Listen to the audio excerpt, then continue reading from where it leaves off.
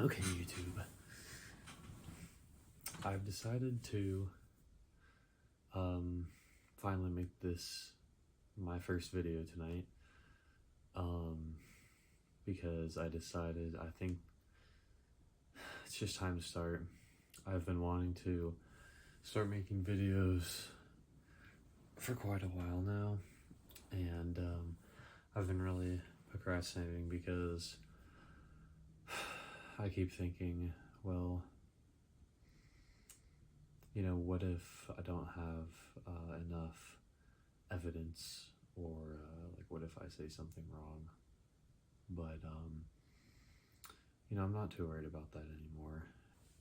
The title of this video is going to be something along the lines of, watch this if you feel like you don't belong. So if you're watching this, whether it's just out of curiosity or whether you really resonate with the title, let's talk about that.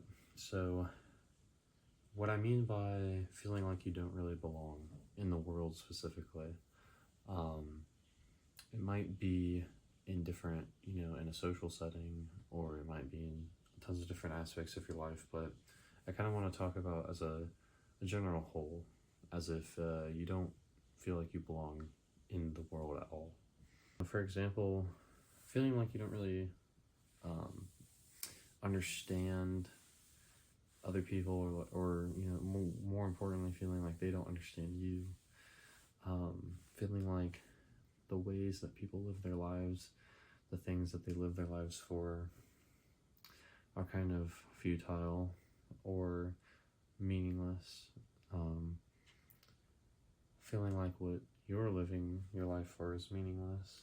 And just feeling like things in the world oftentimes are so unsatisfying, right? Like, I think a lot of people watching this video, if you are watching this because you resonate with the title, it might be the case that you've been through a lot in your life, and I know that, suffering really, really tends to make one feel like they don't belong, because it makes you realize, especially, if you've known what is, great happiness or great contentness or pleasure or whatever, and then what great suffering is, it kind of makes you realize that, good things don't seem to last forever in the world, right? Certain joys and certain pleasures don't always last, whether it's partying or,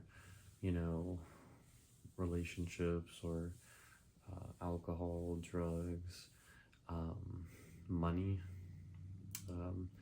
But then also a lot of, those might be the obvious ones that you hear a lot of people say, but, there's a lot of other ones too that, it could be like your career, working hard, trying to build achievements, even things like that.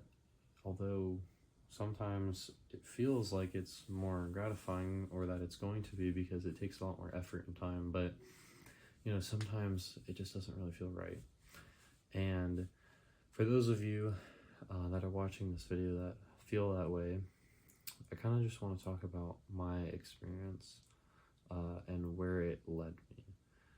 So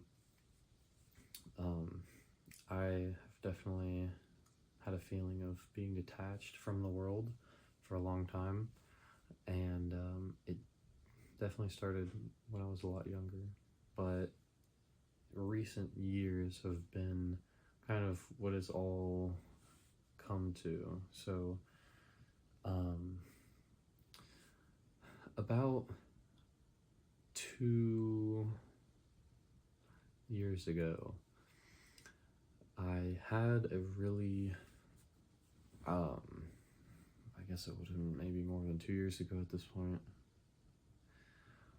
but I was in a really, really rough spot, one that I had never been in before, because of a really toxic relationship with someone, and it was kind of something where I hadn't, so for context, I'm 19 right now, and at the time of this, I would have been just 17 years old.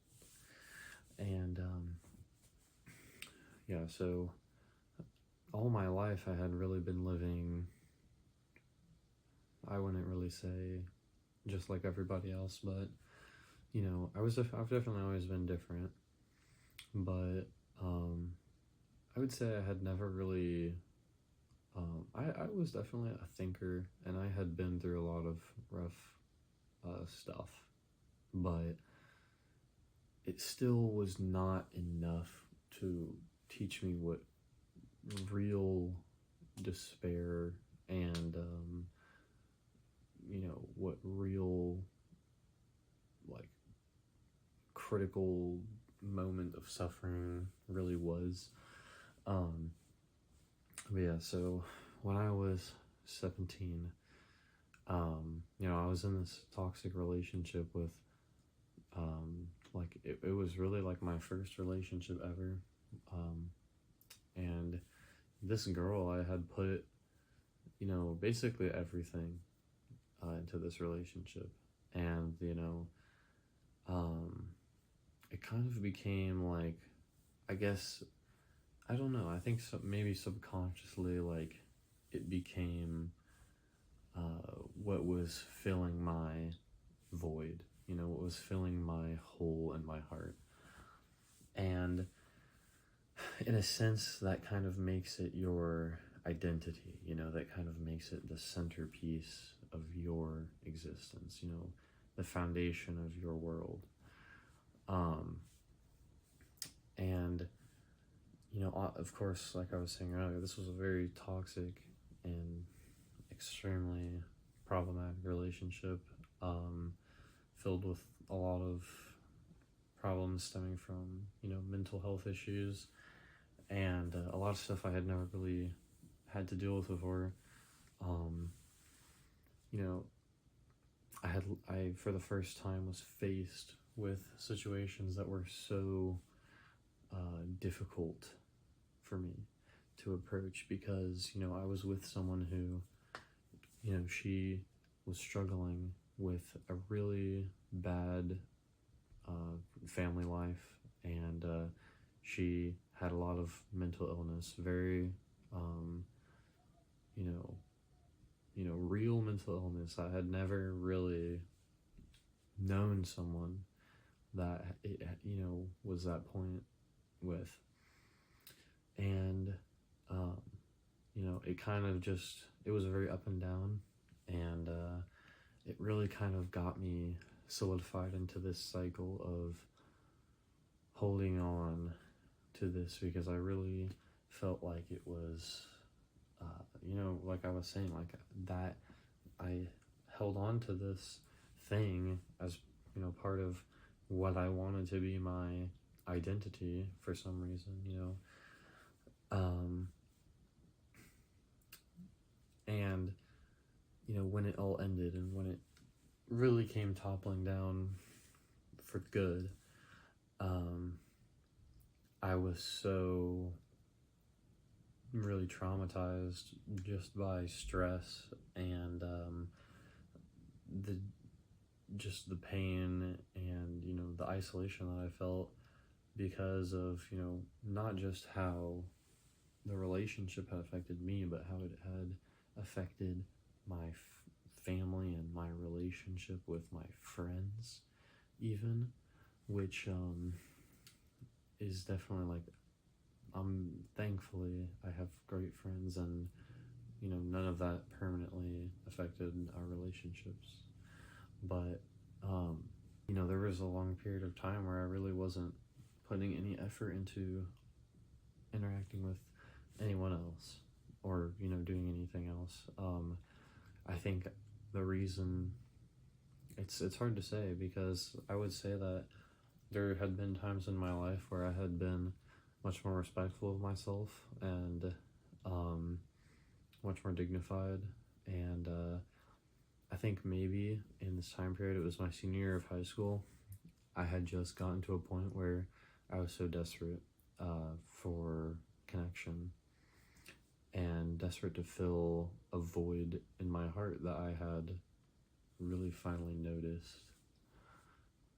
And anyways, so I was left with a lot of mental health issues, and I, for the first time in my life, I had really experienced what true anxiety was like.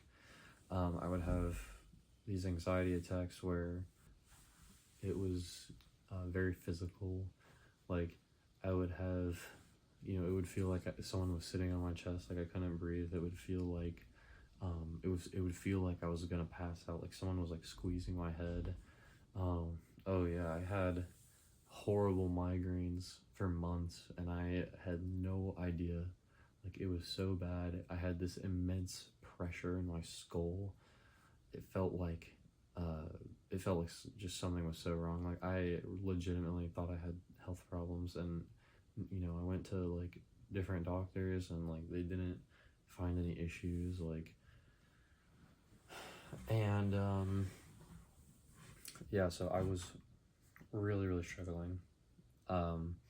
Lowest point in my life. And I started taking these antidepressants, and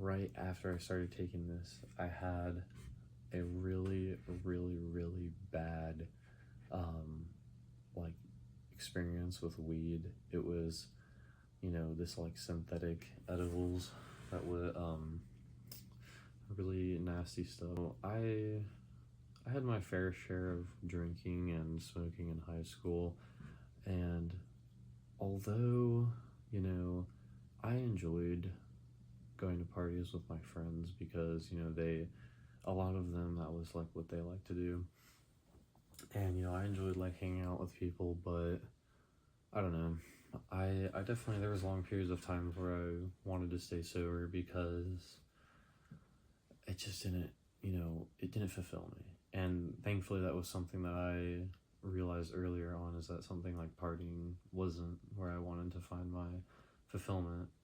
But I think amidst that environment is really where I began to realize how much I lacked fulfillment, because as college kind of came right around the corner, which when you're in high school, and everyone's studying so that they can get good grades and go to college, because that's how it's supposed to be, so you can go and live a life and work a job, and then do the American pipeline, so that you can provide for your family, and then retire, and then die. And I definitely would say that I had a lot of time to think about things when I was in high school, and I think I kind of thought myself into a hole of just emptiness. And anyways, so these health problems that I was having kind of didn't go away for a while. I still really struggled with them all the way until, they still are with me to this day, but the severe issues started to go away after months and months, and then eventually, after I stopped taking that antidepressant because of it had some really bad side effects, and I started to focus on other things, which we'll get to in a second, I started to notice a big improvement. Basically, all of that is just a little bit of context to say that I definitely didn't feel like everyone else. I didn't feel normal. I've also always been, in terms of like personality, I've never been normal. I've always been picked on. I was always the kid who was really, really strong-willed about what I wanted to do. And, it was, but at the same time, I was a really sensitive and just like, I don't know. very, very sensitive is a good way to put it. I wasn't really able to tolerate the difficulties. I mean, this has kind of been something that I really have been led to over a long period of time, I would say. It started sometime in high school, where I started to learn about Jesus and about God. And all my life, really all my life, I had been vehemently atheist. I truly believed that, God could not exist, because the kind of ideas that you get are like, oh, well, science means God can't exist. And, oh, well, that's kind of just what you hear is, oh, science contradicts the Bible. Science contradicts God. Science contradicts all of it. And I didn't really put any thought to it until there was kind of a point in high school. This was kind of when I started to realize that I didn't really fit in with the world. All of my friends, not all of them, but a lot of my friends in high school, we used to play video games and like Magic the Gathering together, and like just hang out and have sleepovers and like do stuff that middle schoolers do, and it was awesome. But as we started to get into high school, there was a lot of them started to start drinking and smoking, partying a lot, and I started becoming part of that environment too.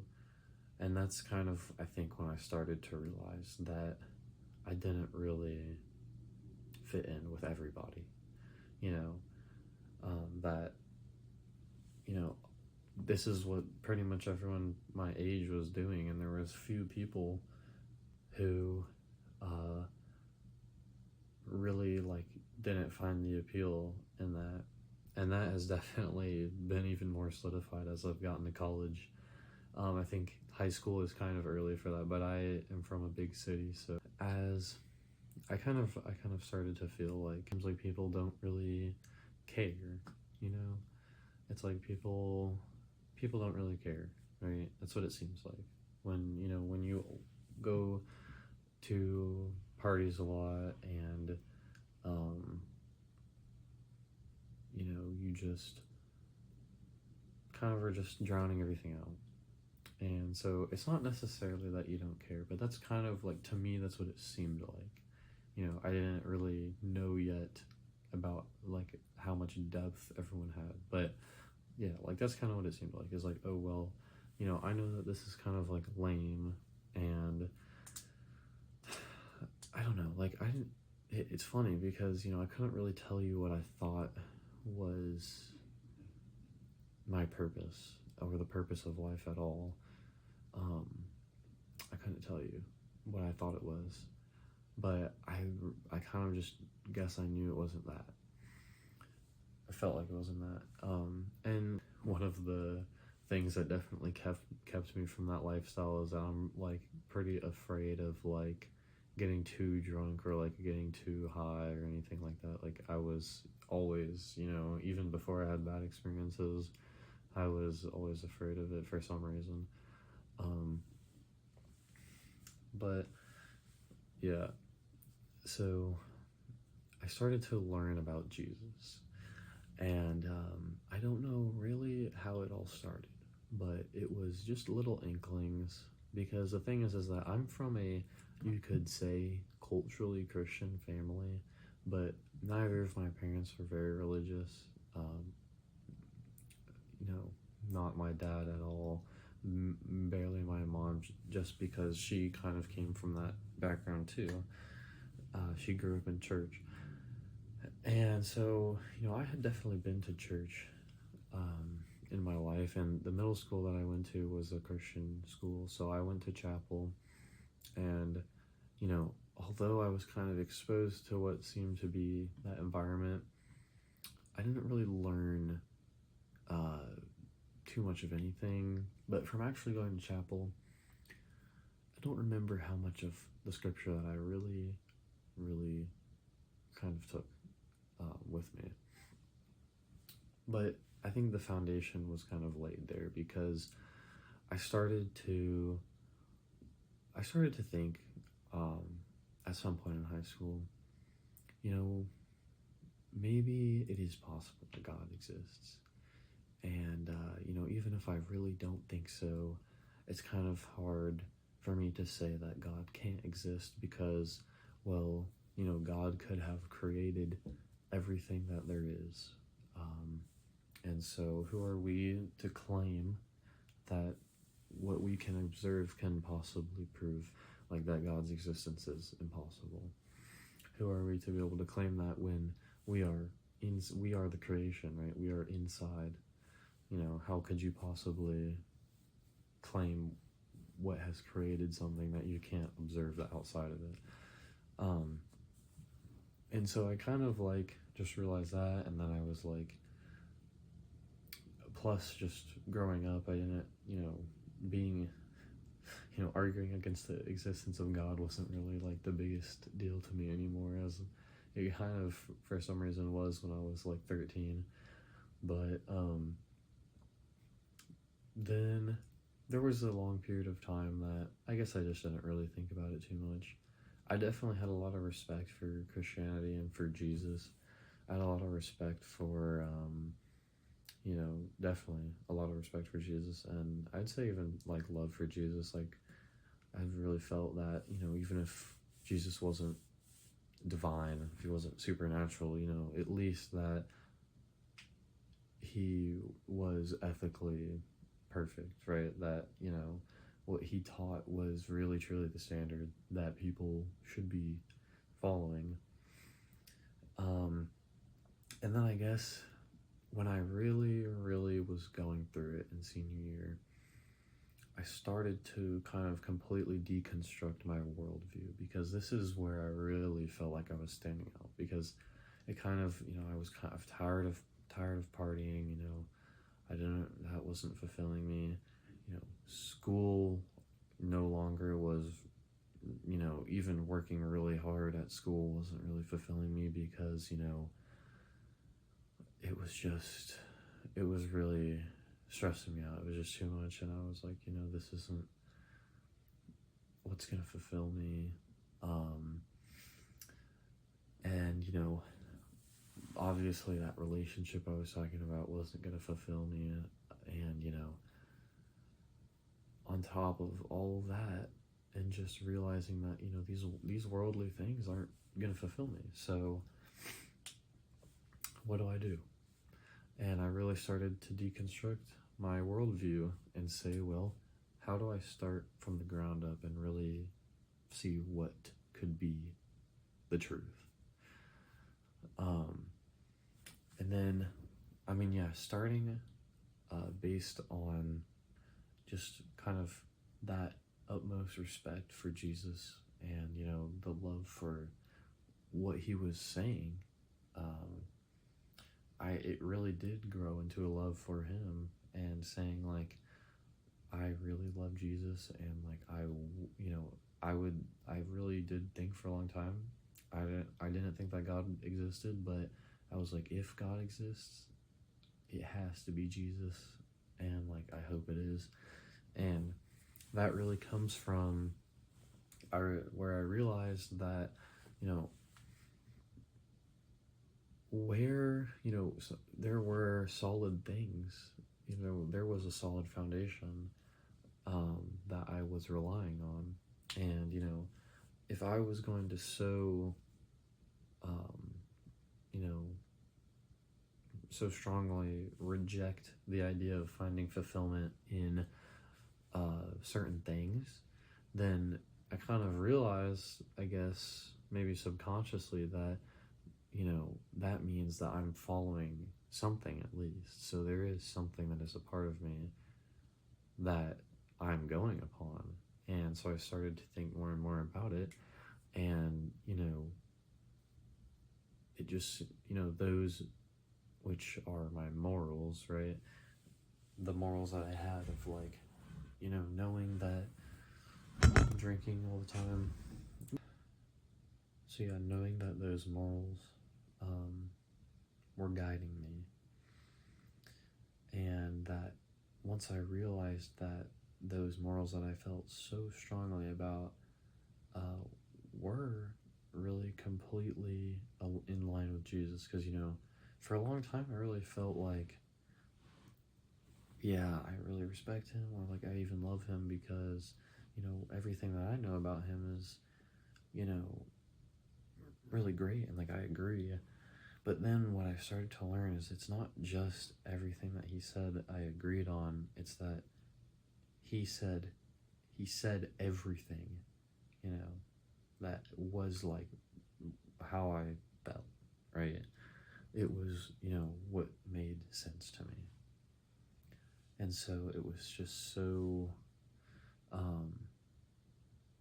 just realized that he literally covered just everything, and so beautifully. And, to me, like, people always would claim that, oh, well, the Bible was written 2,000 years ago, or Jesus was alive 2,000 years ago, so, this kind of idea that a long time ago people weren't as developed and stuff, and, didn't have, this philosophical intelligence or, like, sophistication, and like just fully realizing that wow, like Jesus has fully just laid out like the entire moral foundation that is so like evident in all sorts of things. It's like, well, that really made me think, is there more to it? And so when I was at my lowest point, I had probably seen some testimonies and some advice on prayer, and there was a day where I just really said, Jesus,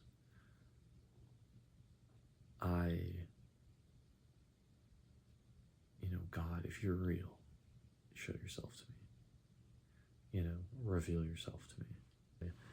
And it was either that night or in the next few nights in this, I would probably say it had to be the worst. It had to be the worst week of maybe my whole life. One of the worst weeks. Yeah, I was genuinely tweaking.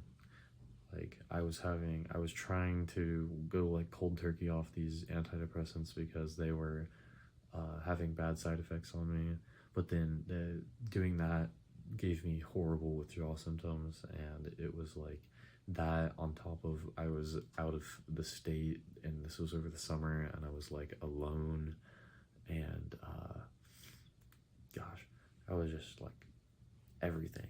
And this was still right after that relationship of senior year, the really toxic one, had kind of still just, to me, it was really recent that it had just ended, and it had still been really affecting me. I had not resolved it at all. So yeah, it was all coming down on me. But yeah, so that when I prayed that, I in the next few days I had a dream, which this was not a long dream.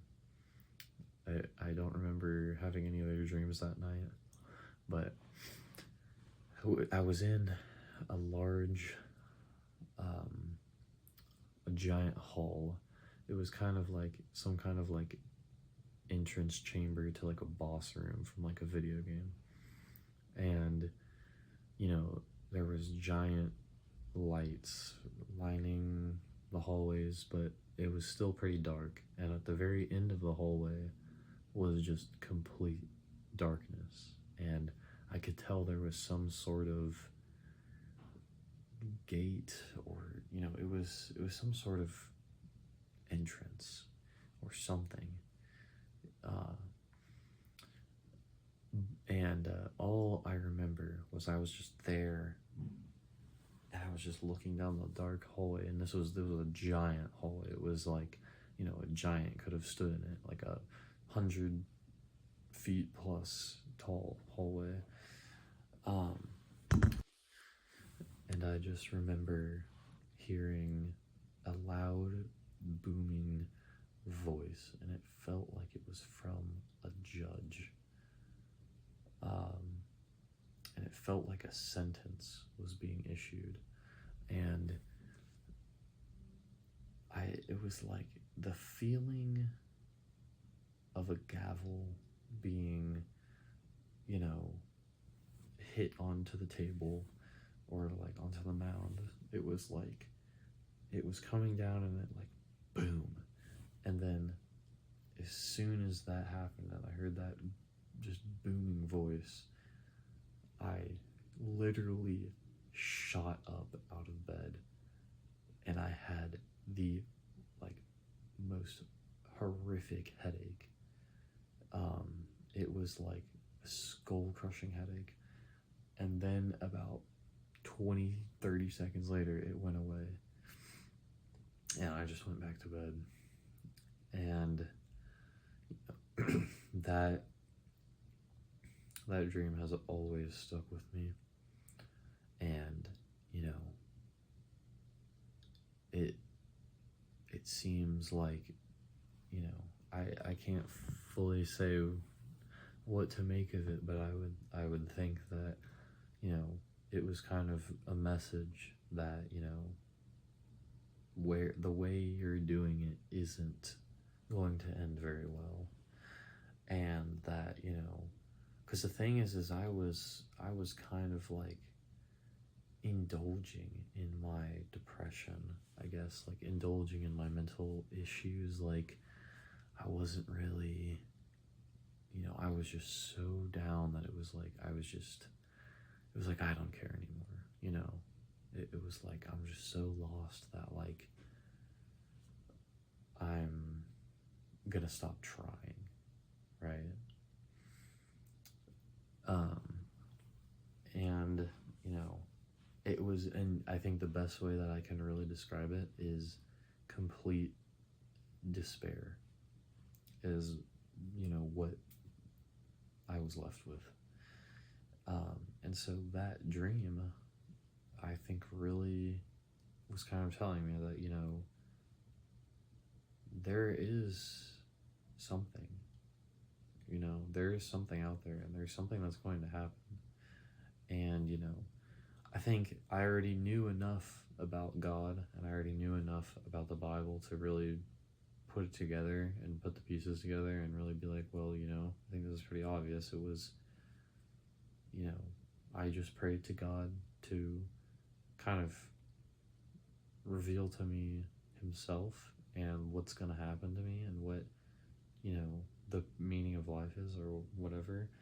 And, I had this dream where he was telling me that, what I was basing my life on was going to end up with death, right? And I kind of kept, I think from that point on, I started to pray a little bit. And by pray, I mean really just talk to God. And, even if to myself at the time it felt like I was just talking out loud, I was just going for it. And so I get to college, and I would say I was really, really struggling. Like, the mental health issues were so, like, devious. Like, literally, I couldn't even, like, there were some nights where I would be walking around outside, and I would just be in another dimension. It felt like I was literally, like, high, so high off of weed, and I was completely sober. like it felt like I was gone, like I was so just like departed. And like that is really, really like the final straw, where I really just realized I was like, the world is just not it, bro. The world is just not it. And let's see. I don't know exactly the time frame of when I started this, but I started reading the Bible. I started reading the Bible and I started praying more. And you know, my circumstances had gotten just a little bit better. At school, I really didn't make any friends. I only met one person who, you know, I kind of had like a little bit of like a short relationship with, and I actually really appreciate her because she was very, she was very understanding of like my issues with like anxiety, which, you know, no one ever really before had really done that. And but yeah, like we didn't exactly work out as a romantic type of situation, but that was just another attempt, you know, to try to fill the void. I was still trying to do things my own way. I was still trying to fix it. I was still trying to do it on my own. You know, I don't know. And then I started reading the Bible. And it was, when I tell you that I have never been so absorbed by reading something, like you know, a lot of people say this, but like I really felt like it was speaking to me. Like it was like the, you know, it was just bar for bar for bar for bar, just perfect. You know, every sentence, one after another, in the book of Matthew was literally like speaking to my soul. Like every single thing that Jesus said was like, bruh. And you know, I think that's when I realized, I was like, you know, this is just so authentic, and like this is just so, you know, how could something that is not reliable, how is something that, you know, it claims to be a source of spiritual truth, how could something that literally, you know, like touches my soul not be reliable in at all, you know? So I kind of really, that's when I really fully just cut out the, you know, the thoughts that, you know, the Bible was unreliable. And I really just, you know, and I think it happened in stages, you know, and it definitely took me a while to fully get there. You know, there was a certain point in time where I was like, well, you know, because a lot of people, you know, the thing is I, you know, just like a lot of other people, I was really disillusioned by the number of people who claim to be Christian but really don't have any understanding of the Bible. They don't have any real desire for God, and it's very evident when they, you know, in the way that they treat other people. It's evident in the way that they carry themselves, and you know, there's a lot of misusage of the Bible when you don't really study it carefully, because of course, you know, English is not the original language that it was written in, and although we have the original manuscripts and like we know that it's accurate, it's still like you have to really put thought into the way what it's trying to say sometimes, 99.5% of the time, it's like pretty plain language, but like, there's just really, really few cases where it's like, there's something that can be misused. And I kind of like, so I was like, oh, well, because at this point I had only read the book of Matthew, and I was like, oh, well, or maybe like a couple of the Gospels, and I was like, well, I only really trust in what Jesus says, there might be some of like what Paul wrote that is like, oh, well, like, people say it's God's word, but like, oh, it was just, he was inspired, but like, sometimes he might have made a mistake. But then, of course, eventually, through studying the Bible, I really realized that wasn't true. Because, once I started, I felt like the Gospels spoke to me, but when I started reading the books and the letters that Paul wrote, oh my goodness, it was like wild. Like, how it was like, I've read like books from like famous philosophers, and when I was reading Paul, I was like, this might be the most articulate, creative man I've ever like read anything written by in my life. Anyways, so I get to the point where I'm really trying to like put my faith in God, and I'm really, really, really trying to like focus in, and like, because I kind of had to realize from like, at this point I had definitely been seeing like stuff on YouTube from like Cliff Connectley and like other like cool street pastors, or like evangelists that like had really good methods of explaining certain things, and like who just really had good like apologetics and like stuff like that.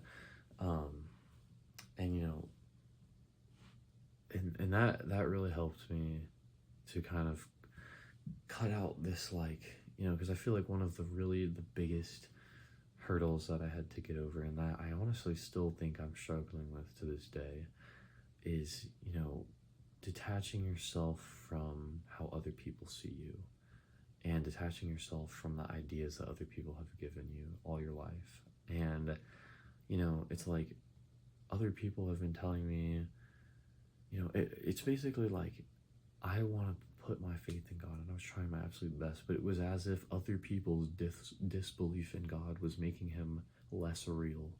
And it was like, it's a real struggle, because it's like, I don't know, like, I've always had I guess a big weight on certain things that other people say, and I just need to make sure this video's on still. But yeah, so I was praying, and the thing is I was seeing changes.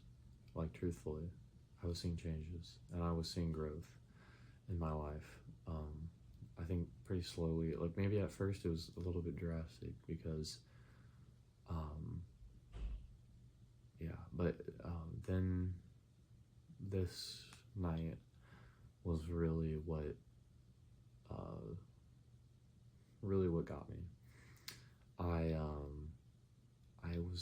was feeling really bad. It was just some night that I was really, really detached, and like I was dissociating really bad, and I just felt really nasty. And I prayed to God. I prayed to Jesus, and I said, I really just need a hug right now. And that night, that was right before bed, and that night I had a dream that felt, it was a lot like the first one. I had a dream, and it was short. I didn't have any other dreams that night, and I have never forgotten it. and it was just, I was in, you know, it was like, there was just nothing, it was just all white space, and then there, the only thing there was Jesus, and he had this, I couldn't see his face, like, I remember he had just a blinding light pouring out from his face, and I couldn't see his face, and it was like, it was like I was a child, because he was much taller than me, even though, I'm 6'2", and I'm sure that if I stood face to face with him, I would be taller, considering his ethnic origin. But, in this dream, I was much shorter than him, much shorter than him. So I was like, now I realize it was that I was like a child, and he just gave me a hug, and it was genuinely a feeling of love that I had never experienced ever before in my life. Like, not to say that I have never experienced love, but, it was an inhuman love. It was so profoundly immense. It was like legitimately nothing I had ever experienced before. And I remember waking up, and I just felt like there was no pain left, and it felt like I was absolved of all my issues.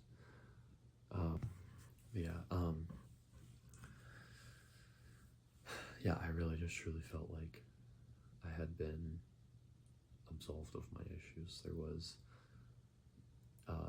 probably a few days to like a week where I was like, I literally just had this like shroud of like protection, and I eventually started, feeling bad again, but that's gonna happen. We live, like I was saying, the world is a pretty nasty place, and but yeah, that has always stuck with me. And when I say that it felt like the first dream that I had, at first it doesn't really seem like it, because the first dream that I was talking about was one where, I felt condemnation, I felt judgment, and then it was a fearful dream, right? And I woke up with like a major headache, and it was not a soft, nice dream. Whereas, the second one was kind of like the, love, it was where I really truly felt, the love, and like the soft love, like the accepting warmth. And what I kind of realized though is that first dream that I had was not anything, opposite. It wasn't as if it was a dream from hate. It was still a dream that came from love, right? It was one that was,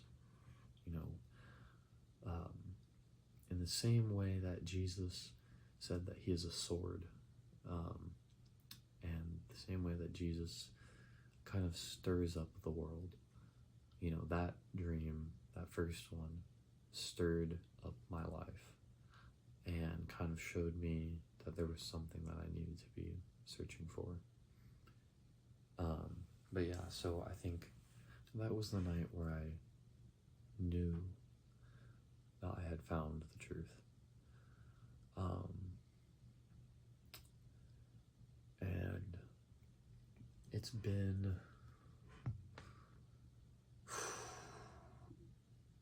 I don't even know how long since then.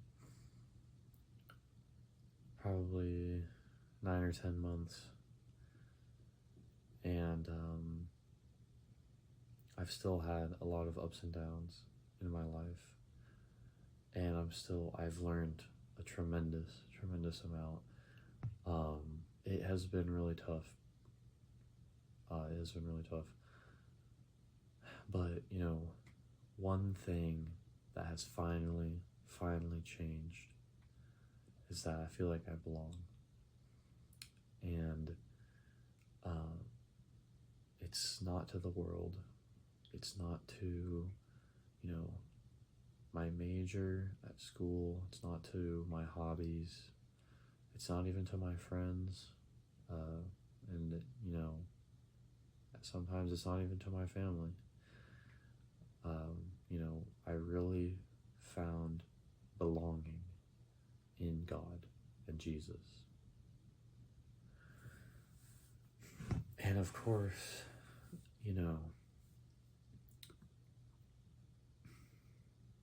that is kind of where I've been going with this entire thing. Is if you feel like you don't belong, I would implore you to pray, to reach out to God, and just to ask for Him to reveal Himself,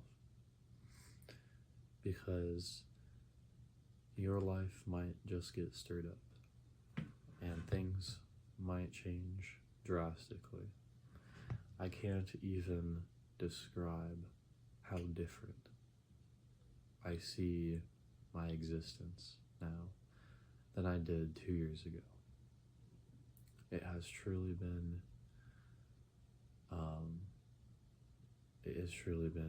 a rebirth.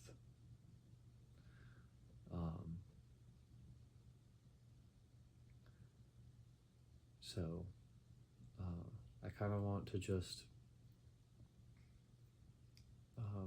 with this, like with a YouTube channel, I want to make videos to I kind of want to make a little bit more like unusual types of apologetics, or like evangelizing videos.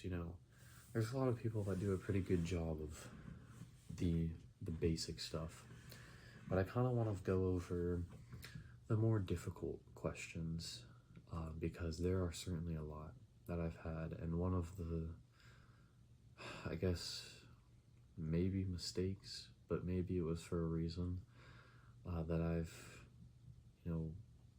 experienced in my journey with Jesus, is that I have been really reluctant to go to church. I've been really reluctant to